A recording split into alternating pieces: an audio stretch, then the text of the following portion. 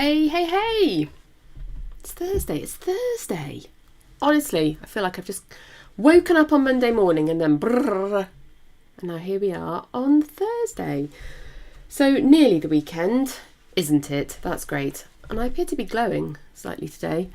This is me. I am not an angel or other glowing entity or an AI-generated avatar with extra glow or something. Although I do seem to have matching glasses and scarves, so I'm very, very put together. Excellent, as befits a professional lady of a certain age. Let us have a look at what we're doing this week on the live stream.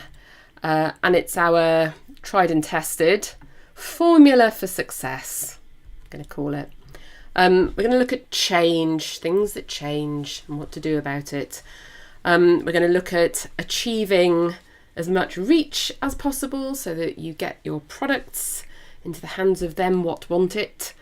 We're going to look at expertise. So how do you just extend your knowledge of how data and publishing works, just that little bit extra. Bit of depth, bit of speed, and then we're out of here. So let us crack on and see what we're going to be doing today. And every time I sit down, which is usually about 20 minutes prior to the live stream, and think, oh, what are we going to do today? I go to the change log. For change log, we have, and it's not for users to worry about, it's for us at Consonance Towers to keep a note of what we're doing and when we did it. And it's super useful for me because I get to remind myself what we've done for the last 4 to 8 business days. And so I went to the changelog today and I thought it was funny. So I thought I'd share it with you. And in the sort of time-honoured kind of New York Times tradition of showing us lots of documents that are redacted, I thought I would redact our changelog because there is nothing in it that I can talk about on the public live stream this week, which is interesting in and of itself, because what I'm building up to try to explain is that we do a lot of client-specific, recipient-specific work. And this week, the only stuff we've shipped is exactly that. It's very, very tailored, very focused, relevant for the client at hand and nobody else, and not appropriate for sharing on the internet.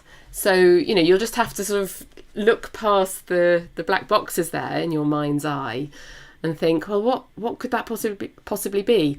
So we sent ONIX to some sort of ebook aggregator to apply some sort of collection logic. So this will be a client sending us a message saying one of our recipients has changed their logic by which, or has changed their requirements for which products get sent to them on which sort of schedule. Can you help us achieve that without us recoding everything? Sure, we say. What's the next one down? ONIX adds blank to blank blank feed. So maybe that, I can't actually remember now, maybe that was pricing, maybe that was some particular sort of addition, can't remember, but you can see as requested on a support ticket. Product custom report added US supplier market pub date override. I bet you can guess who that is. It's a short one. Have a think about who that might be who needs a market pub date override. Oh, what a fun game. ONIX adds additional something EPUB only feed for someone. Oh, look, I've left in one of that's the recipient end.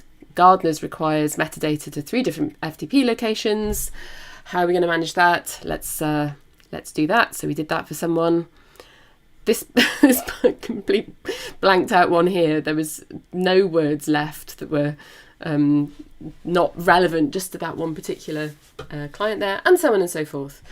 So the reason, apart from the comedy, the reason for me showing you that is to reinforce the point that we write a lot of client-specific code. And that's interesting because we are an off-the-shelf software as a service piece of software.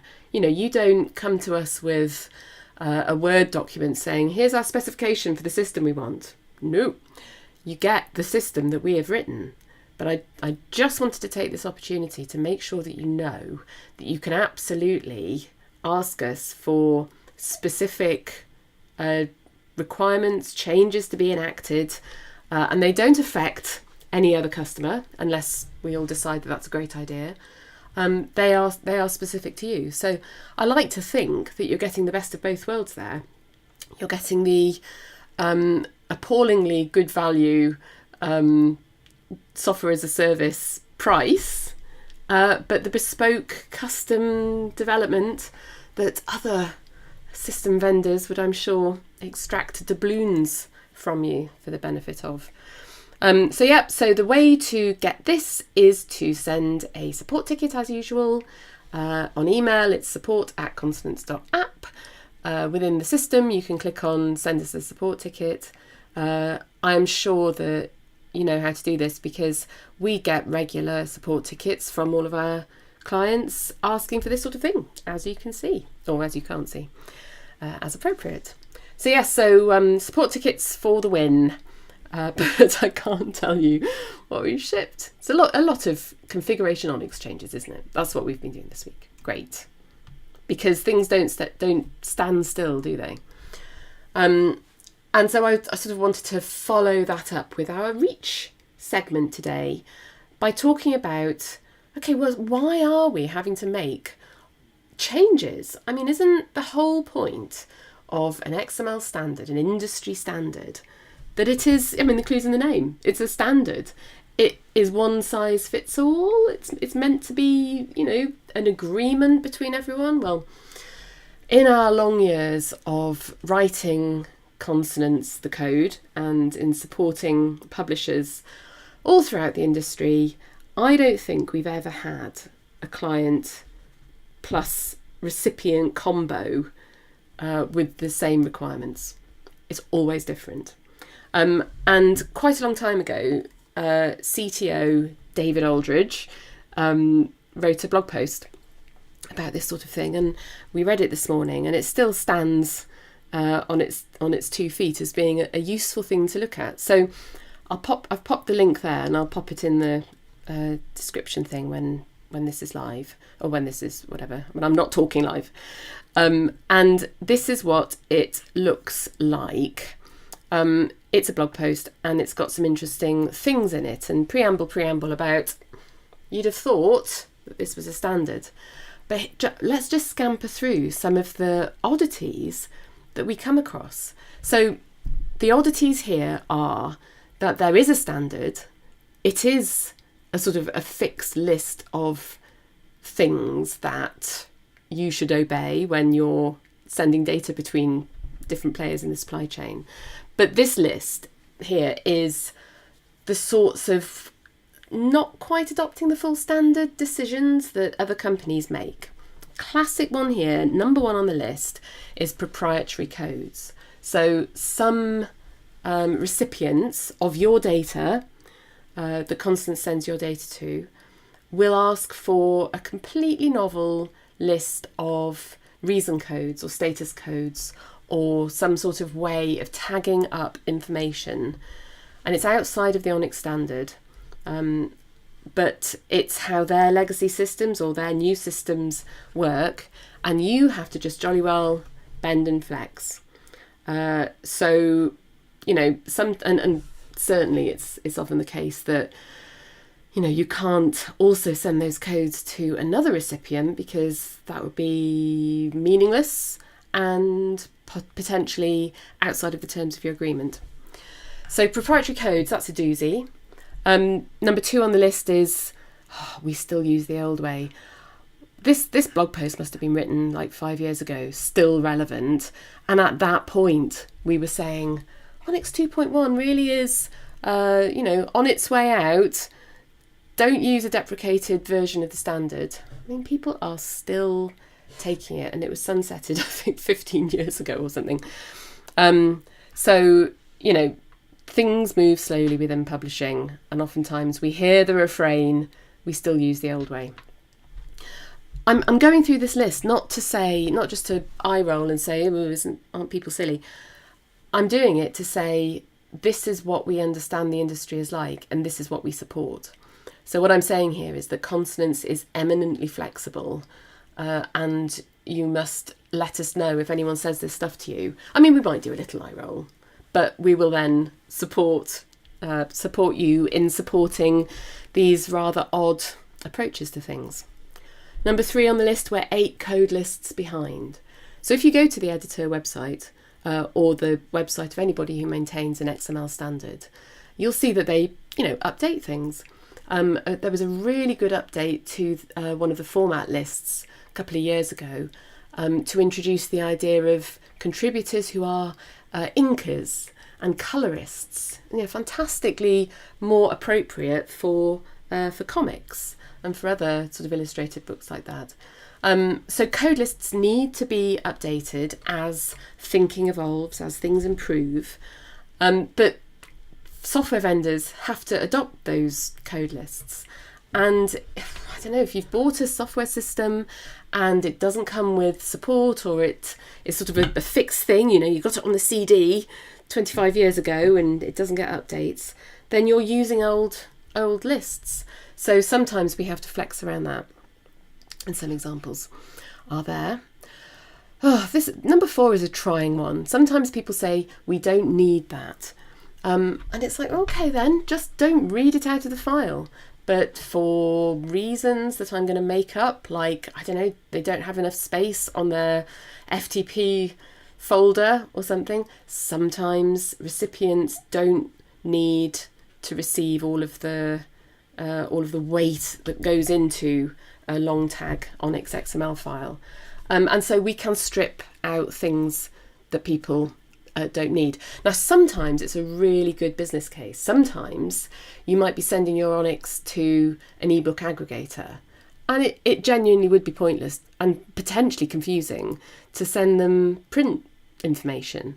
So, if whole swathes of information need omitting from the ONIX message that you send just to one of your recipients, then let us know. That is completely groovy. Number 5, ONIX doesn't do what we need. Well, this is sort of the other end, isn't it? This is the idea that whilst ONIX is very huge, and sometimes you need to cut bits out of it because it's too huge for the case that you've got at hand, sometimes it just doesn't go far enough. I mean, the one that springs to mind is the product form drop-down list.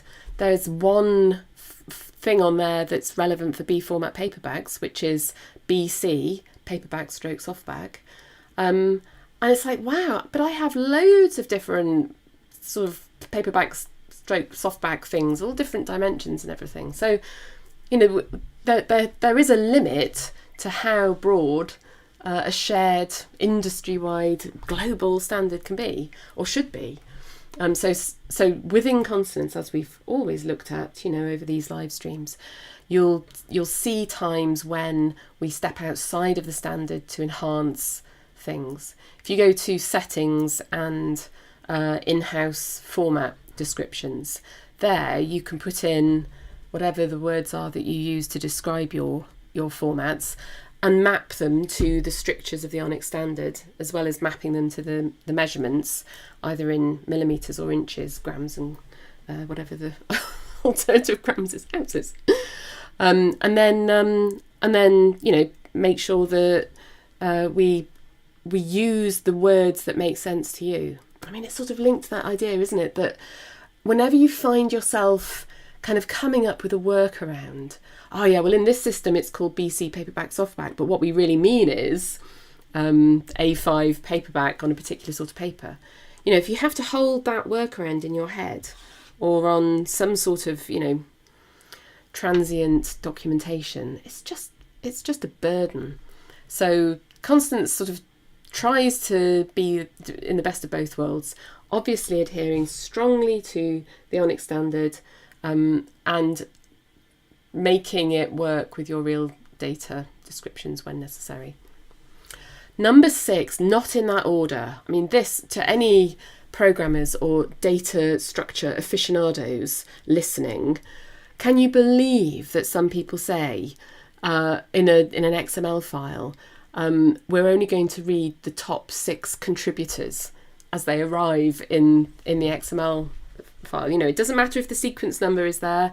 It's the literal order in an ONIX in an XML file. And you can only imagine what people's code is like, really, that extracts that out. But sometimes some systems will only read the first 3 reviews. They'll only read the first 6 contributors. They'll only read the first 20 characters of your keywords string. So sometimes, even though it's bonkers, order is important in an ONIX XML message. Related products, that's a great one, because you can have a lot of different ways of relating other products to the product that you're sending, and it can stretch to sort of 50, 60. So I have a certain amount of sympathy, but for goodness sake, do it in a better way. Anyway, so if you come across that, if somebody says, oh, obviously we need they only need the top 3 somethings, drop us a line. That breaks our system. So consonants cannot emit invalid ONIX. The code just won't allow it. And so we always emit valid ONIX, but that doesn't mean that somebody else's system thinks it's valid, because they might have introduced random business rules.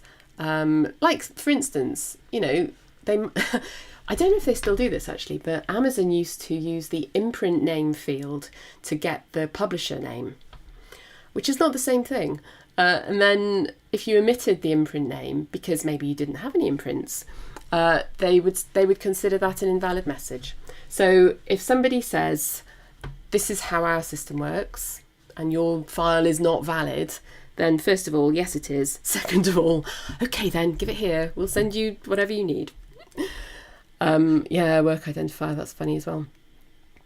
Different market, different data. Now this, I think, is a bit of a splendid feature in consonants. Being able to send different publication dates for different markets for the same product that's got the same ISBN 13. And sometimes, certainly trying to interact with US sales agents, if you're a UK publisher, you can be quite bowled over by the timescales involved. And if you have to sit on your UK product for as long as it takes to publish it in the US or vice versa, then there's going to be revenue being lost. So very often you'll have different publication dates for effectively the same product. Even if you print it in different geographies, it could have the same ISBN 13. And so being able to mark up, the same product with different pub dates for different markets and different publication dates is very helpful and comes into its own. And I know that some people will be listening to this thinking, oh, this is so boring. But when you are faced with the challenge of, not being able to send your data to your American partner because they just need different data, and you're faced with the idea of having to, amend 75 pub dates manually every month, suddenly this stuff gets very interesting indeed. Send different data, so you might want to send different variants of languages to different recipients. You might want to send American English spelling to one recipient and English spelling to another recipient. And you might want to send different products, as we said. So all sorts of reasons why the ONIX standard is not very standard. So have a scamper through that fun blog post. And again, I'm saying this because I want you to know, really, that there's no such thing as a stupid question. And I don't think that you're not getting in touch, but this is, an ongoing invite to say, no matter what somebody says to you, even if you think it sounds odd, then send us a note, and we have probably seen it before. So what a fun story that is, like a summary of 20 odd years of just being surprised every day by how unstandard a standard can be. Super. Quick swig, and what's next on the list?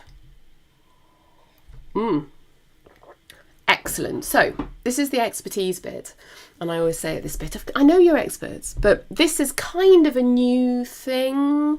And new in the sense of it wasn't around when I started out 15 years ago, 20 years ago, and I don't actually know when it started getting supported in ONIX, but it's really cool, and it could be a time saver. And some of our clients kind of base their entire novel business strategy on it. So I'm going to show you how work derivations work in Consonance, and we can start to understand what a work derivation is and why you might want to use it. And as ever in Consonance or any system like this, you might want to use it to avoid you having to type more data into web forms, which seems to be the curse of our age, doesn't it? Let us all try to type fewer things into fewer web forms on an ongoing basis. Let's go to a fairly unfilled in product. Let's go to Blue Cat Day. I don't remember putting much into Blue Cat Day. And what we're going to do is we're going to be looking at the derivation bit here, which you will see. I mean, you'll probably see it all the time and your eyes will just glance off of it, because unless you're using it, it doesn't really mean anything. But what this is telling me at the moment is that Blue Cat Day is a standalone work that has a product that has not been derived from any other work or product. And I can understand that even further if I go to the metadata page for Blue Cat Day and go to the derivations bit, and it says derivation, add an original work. There isn't any there. So what we're going to do, we're going to add an original work to Blue Cat Day, and that is going to tell Consonance that Blue Cat Day is some sort of derivation of another work or product in the system. And the real benefit to this, two real benefits. First of all, you are going to be able to introduce relationships between works within your database here. So you're going to be able to say Blue Cat Day is related to whatever work we choose in a moment, in the following kind of relationship type. And so that's useful bibliographically, because then if people are searching for one of those works on the internet, there is going to be a metadata link between that and its derived products and works. The other reason, as ever, is that it's going to stop us having to use our fingers to type endless data in all the time, always. So this is a time-saving activity as well. So let's crack on, let's have a look.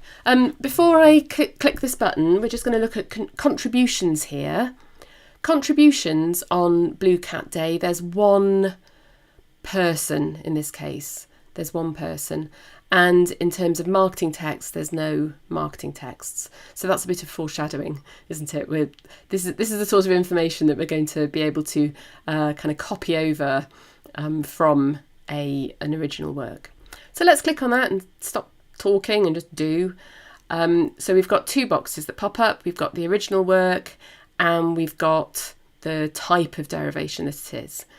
So let's base this Blue Cat Day on cats throughout history. And then we get to see what sort of basis we can choose. Now these are types of derivation basis that are determined by the ONIX standard people. And you can have all sorts of things. You can say, oh, well, Blue Cat Day is an adaptation of Cats Throughout History. Or it's an abridged relationship, or it's annotated, or it's compilation, or expurgated, and all of these things. So I'm going to choose compilation because that's kind of the most fiendish and also interesting, because what in the real world, what we're talking about here is you publish a single work, but it's a compilation of a bunch of other works, each of which can be sold in their own right. So if you think about, a sort of a non-fiction science, a big chunky non-fiction science book, and it's got lots and lots of chapters.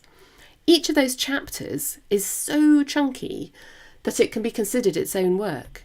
And indeed, you can publish them as their own standalone PDFs or EPUBs, or even a lovely little, print pamphlet if you wanted to. So you can publish the chapters as works, as valid works and products in their own right, and then you can compile them into like an omni work, a mega work. So we'll choose compilation here to show that we are compiling a set of records into another. So I'll press save because it's a lot easier when we've got data in front of us. And now we are bombarded by exciting options, aren't we? So the first option that has appeared is that we can add an inferred table of contents. And if you click the read guidance button, you can, I'm probably going to say all of this, but it's probably clearer when you read it with a cup of tea on your own time. But here is our inferred table of contents. So now we are inferring that we are taking the table of contents from this original work and we're putting it into this subwork here. So all of this typing that you don't have to do, really nice. And you can add this table of contents, either the titles or the full table of contents from the internals of that other work. So we'll get a little bit further and then we'll come back and press some of these buttons for fun and profit. Next set of options down is called Add Compilation Works Products as Product Parts. So product parts, you've got to think now about, oh God, what do they call them? Those part works, you know, like embroidery, like books that get published every week, and there's a part and a part and a part and a part, and it adds up to an enormous thing. Reader's Digest used to do it when I was growing up. Yes, so or other sort of parts, could even be a non-book kind of a thing. So any product that you've got that is made up of parts, then you can add these products as product parts, and you can read the guidance and you can do that if you want to. And then the third option that has been revealed here is that you can add the original work contributors to this work. And again, oh my goodness, if the thing that you are deriving from is one of those chapters that's got 25 contributors, because it's like edited by and then contribution by, contribution by, contribution by, this is such a delight to just press this button and say, I just want to add all of the contributors. So do you remember that we looked and we saw that there was only one contributor on Blue Cat Day? I'm going to click add, and then we're going to see that the contributors to, I've forgotten the name of it, Cats Throughout History are now, drum roll, on this work. So we've been able to sort of slurp them across. Now, very, very often we say in consonants, there is only one version of the truth.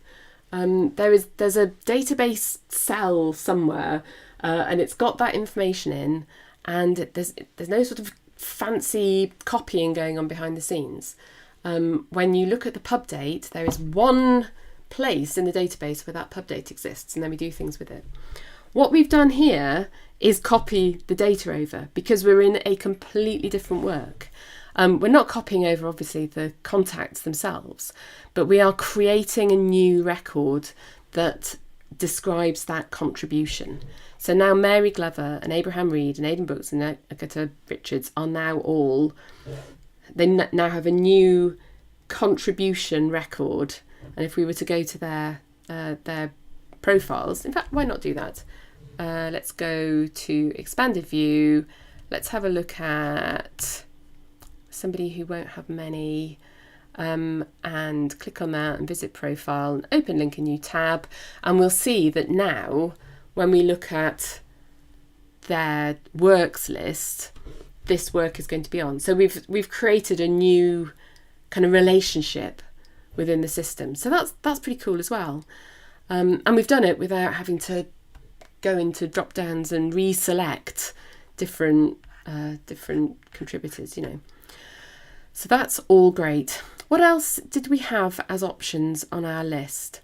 We had the table of contents thing. So before we do that, why don't we add another original work? Bit fruity, might not be how reality works, but I just want to show you the options available. So let us choose Cats in Space. Why not? And again, let's do the compilation method. Press save. And now do you see our inferred table of contents has the two original works. So this is how it's working. Blue Cat Day is this sort of omni work, and it is a compilation of Cats in Space and Cats Throughout History. And we can add the table of contents from Cats in Space and from Cats Throughout History to this. So now we've added that marketing text. I'm going to go to marketing text. We've got our table of contents. And it's just, it's just every time I see a feature that we've written in the system, and I just think of the alternative, the alternative of copying and pasting all of this in, or doing something, I don't know. I think it's a really interesting string to your bow to be able to think, well, what kind of remixes could we do? What products have we published already that could bear to be grouped together in another work? It's really making the most of your intellectual property, isn't it? It's a solid business idea. So maybe in 2026, since I've now told you that you have the tools to do this, you could maybe consider doing some compilations like this, knowing that it's not going to murder you stone dead by overload of admin. So yes, so that was work derivations. And now if we go back to our insights page, exciting, this area on the overview page is not going to be empty. It shows my original works, and I can copy that to the clipboard, as is my fancy, and walk off into the sunset, not having to do any more web form filling today. Thank you. Great. Consider yourself a work derivation expert. Tick. What's next? Depth. A lot of this week's live stream, I have to say, has been fueled by having the most wonderful and awful conversation with a potential new client to Consonance, who was telling us some of the difficulties that you have if you don't have a system that is working properly for you. So I'm mentioning this because I found myself saying, you don't need to add too much information to a work in Consonance to get it up and running. And their question were, does it go out in ONIX immediately as a sort of an empty record? Panic in the old eyes. So no, that's not the case. So let's just scamper into a record and have a look at how that does work. So I am going to go back to Blue Cat Day. Why not? Let's go to the metadata page and see what the the publication date is for this novel. It says here. Right, publication date, that will be in publishing. Oh, thankfully it's forthcoming. Isn't that great? So it says forthcoming, and it's forthcoming on the 12th of March 2026. With these settings, with the publication date being in the future and the publishing status being forthcoming, when you log in to the system on the 12th of March or the 13th of March or any date after the 12th of March, you will see that the publication state will say active. So that's how Consonance works. Consonance is going to, in fact, every night we run what's called a cron job. Cron must be related to time somehow. A job that is scheduled on our databases. And it looks for any products that have a publishing status of forthcoming and a publication date that is equal to, or whichever way around it goes, to today. And then it increments the publishing status from forthcoming to active. So you don't have to frantically come in on the morning or stay late the night before to tick your publishing status over from forthcoming to active. Consonance does that for you. If you don't want that to happen, we can set it so that Consonance doesn't do it for you, but that is I think that's the default for any new client account.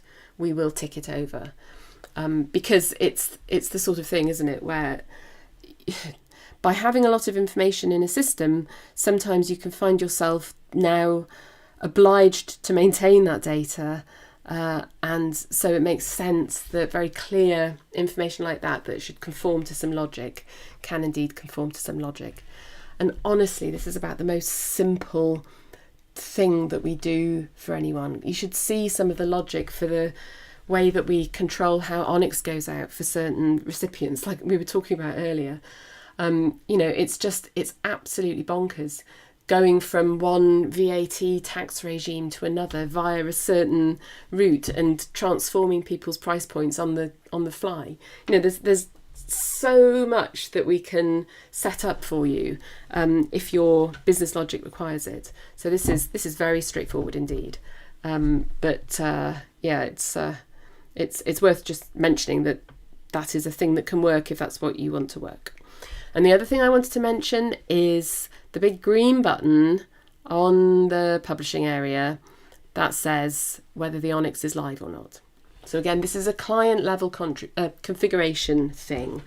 If you want your... Oh, hi. Here's Jam. Here's Lily Pilly Jam. Right, that's that. I didn't know she was in here.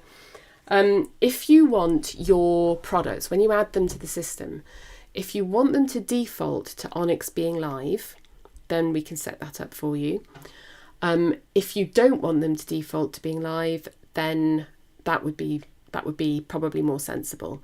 So when you create a new product, it will say ONIX is not live. And so your workflow can be set up accordingly. You can say, okay, well, when we have had a certain internal meeting or a certain quality gate has passed, or however you run your business, it's this big button that determines whether data is going to be included in an ONIX file or not. Now, as I mentioned earlier, consonants cannot emit an invalid ONIX message. So there are other certain pieces of data that you'll just need to put in, such as an ISBN 13, in order for the ONIX to go out anyway.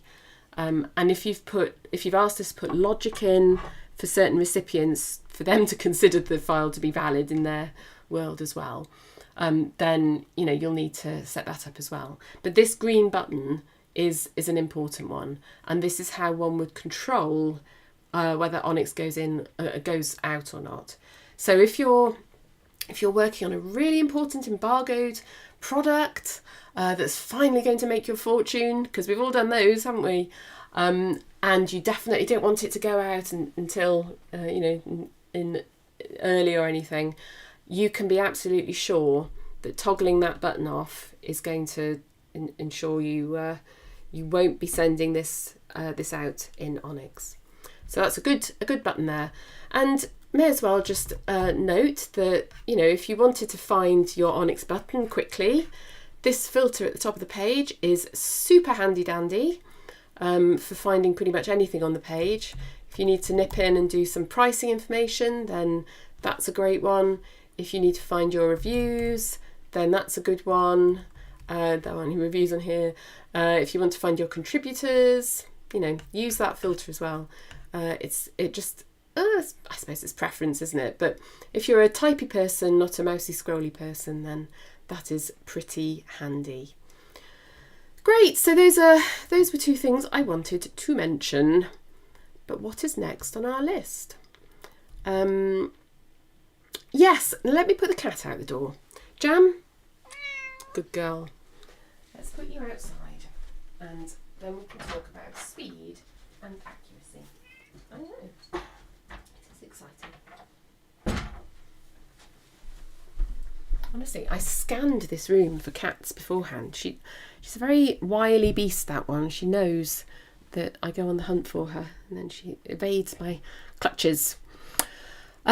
So accuracy from one version of the truth. Again, this I have to say came from having conversations with publishers, and they were describing to me how their some of the difficulties that arise from not having that central one version of the truth.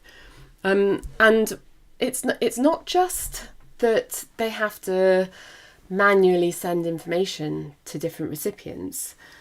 It's not just that takes a long time, which is why this is in the speed bit, but it's the almost inevitable lack of accuracy. Because when you're doing something again and again and again, we are not robots or computers, and it is highly likely that information is going to get a little bit different between times that you're sending it to this person, that person, the other person, and this system.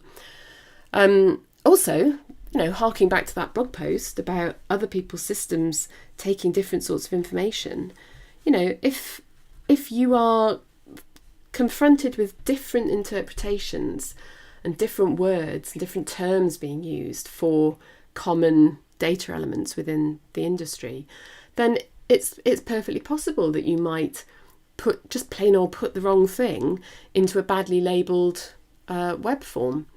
I was talking to somebody on LinkedIn the other day about rights, and I just really wanted to mention the importance of using the right terms in contractual agreements. It's really important that we know what we're talking about when money is changing hands, rights are changing hands.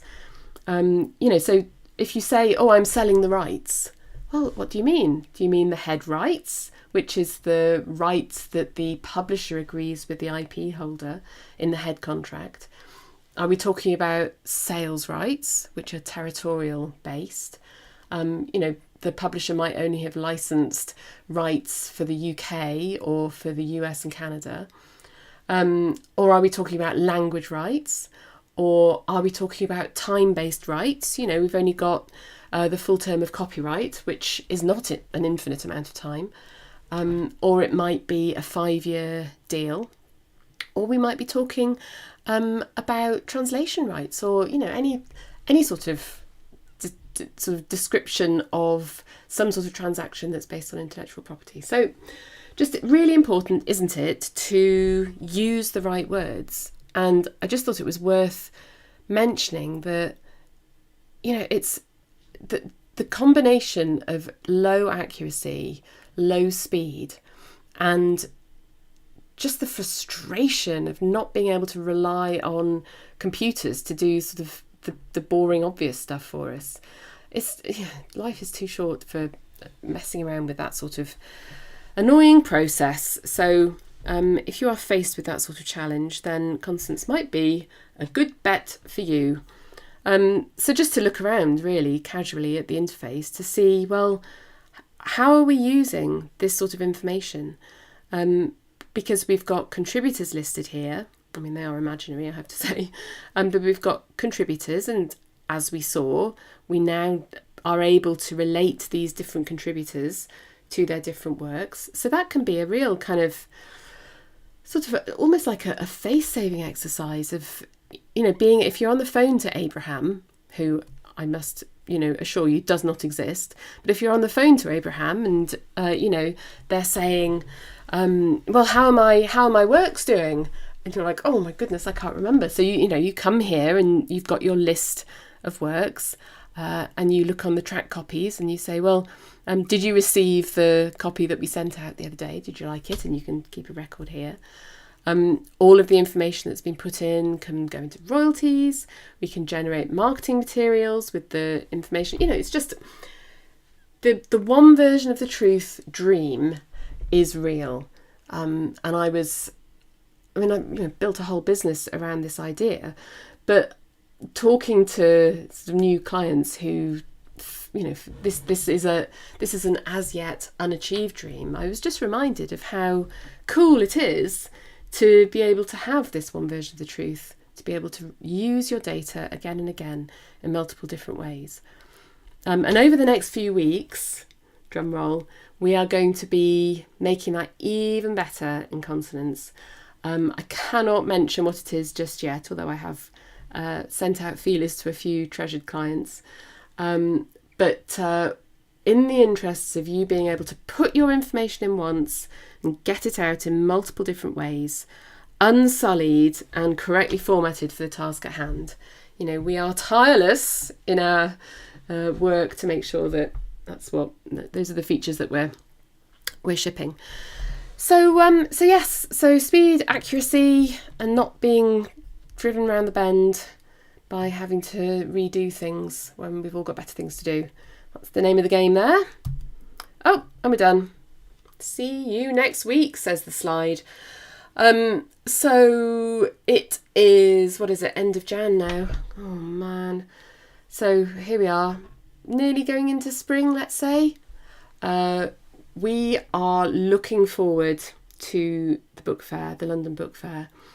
I can't wait for the gossip because next year it's going to excel. Oh, and people are going to be so cross, and other people are going to be not so cross, and it's going to be such fun to revise the. I don't know if you were around in the book trade when we had Yellow Carpet Gate, but that will all kick off again. So basically, I'm just looking forward to seeing people having a good chat about the topics of the day. So if you would like to sit and complain about yellow carpets with me, I'll be all ears. Let us know, and we'll get something in the diary for our 25 minutes each. It would be really super duper to see as many clients as possible anyway. So hopefully see you there. So hopefully next week I'll be able to reveal a bit more about what's coming up. But it's going to be a good spring for us, and hopefully for you. So I will see you next week. Have a good one. Stay safe, stay dry, and